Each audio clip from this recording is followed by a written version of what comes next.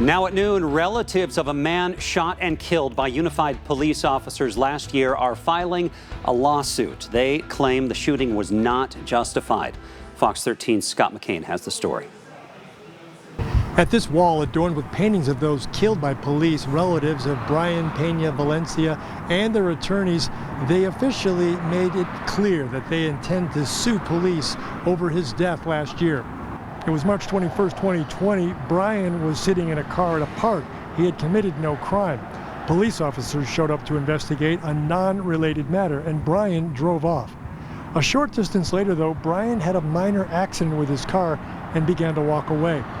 Officer Flores with Unified Police drove his car past another officer, got out, and then followed Bryan into the backyard of a home, ordered him to put his hands up, which Bryan did, according to his attorneys.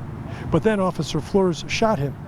The attorneys go on to say they believe the facts will show that Officer Flores then shot Bryan 5 more times while he was on the ground and caused his death. Bryan was unarmed, not resisting, and not a threat to anyone, according to his attorneys. Bryan leaves behind an 11-year-old son. He's missed, and now his son is growing up without a dad, and it's hard. You know, it's very hard. This is a shooting that Salt Lake County District Attorney Sim Gill recently ruled as not justified.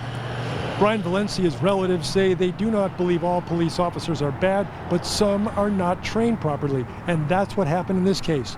They say this incident never should have risen to the level of that officer using lethal force. For their part, Unified Police say they can't comment yet on any of this because of the nature of their ongoing internal affairs investigation. So that means the officers at the center of this remain on paid administrative leave.